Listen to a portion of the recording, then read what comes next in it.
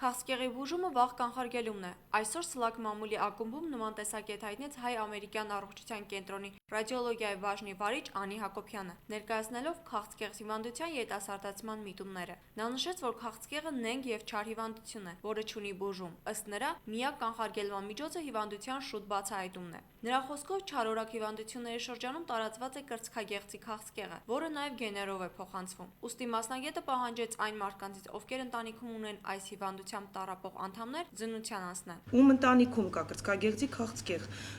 նրանք պետք է դիմեն բժշկի տարին արդեն 2 անգամ, 6 ամիսը 1 անգամ։ Ինչ հետազոտություն կկատարվի, դա արդեն կորոշի ախտորոշող բժիշկը։ Տարին 1 անգամ կկատարվի մամոգրաֆիա, բայց 6 ամիսը 1 կզննվի կլինիկական զննության եւ սոնոգրաֆիկ զննության օգնությամբ։ Եվ դա հնարավորություն կտա բացահայտել ամենափոքրիկ փոփոխությունն անգամ։ Նրա համոզմամբ քաղցկեղի վաղ կանխարգելումը բուժման հիմքն է, եւ մարդն այս հիվանդությունից բուժված է համարվում, եւ բուժումից 5 տարի անց հիվանդությունը չի կրկնվում։ Համատեղ ասուլիսի ընթացքում նույն կենտրոնի գործադիր տնօրեն Խաչանուր Հակոբյանն ասաց, որ մինչև 35 տարեկանը պետք է անցնել սոնոգրաֆիկ հետազոտություն, իսկ 35-ից հետո նաև մամոգրաֆիկ հետազոտություն։ Անդրադառնալով գնային քաղաքականությանը, Խաչան Հակոբյանն ասաց, որ վերջին տարիներին իրենց բուժհաստատությունում զննման գնացուցակը փոփոխության չի ենթարկվել։ Հիմա արդեն օրեկան մենք հետազոտում ենք մոտ 120 հոգի։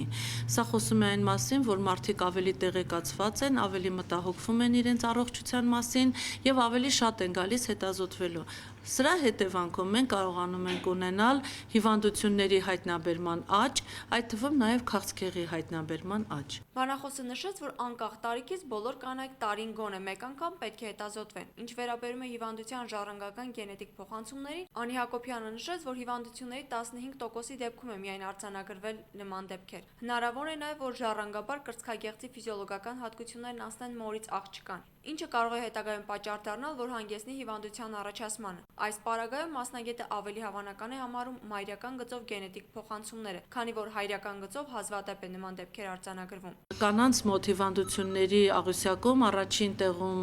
կրծքագեղձի քաղցկեղն է, երկրորդ տեղում արգանդի պարանոցի քաղցկեղը, որը նույնպես ունի իր կանխարգելման տեստը, որը կոչվում է PAP տեստ։